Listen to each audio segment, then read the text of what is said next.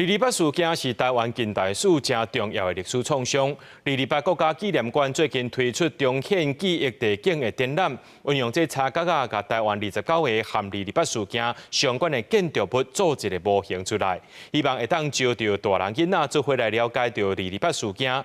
官方也讲会透过追溯和教育，让民众袂甲228事件放袂记。 这是台北228纪念碑的插角仔模型。228事件是台湾近代史真重要的历史记忆，在各地拢嘛有纪念碑甲纪念建物，希望追溯受难者，嘛会当发挥教育的意义。228国家纪念馆最近推出重现记忆地景的展览，透过插角仔，甲台湾29个甲228事件相关的建物拢做成模型，希望招大人囡仔做伙来了解228事件。 228毋是讲是伫台北发生尔，其实228发生了，伊就拖到全台湾去，所以逐个所在其实拢有家己的故事。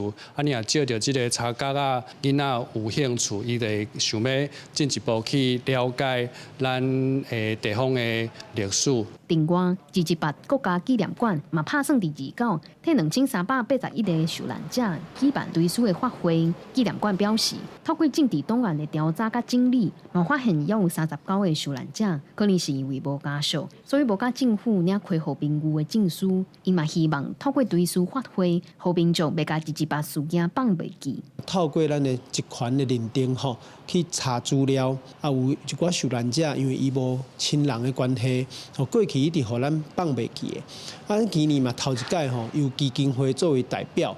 甲遮个过去无认定的即个受难者的名斗阵同齐放咧咱的受难者的名单内底。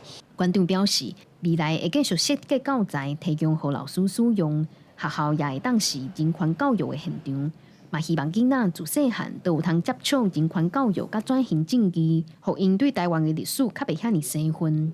记者郭有基林票凯台北报道。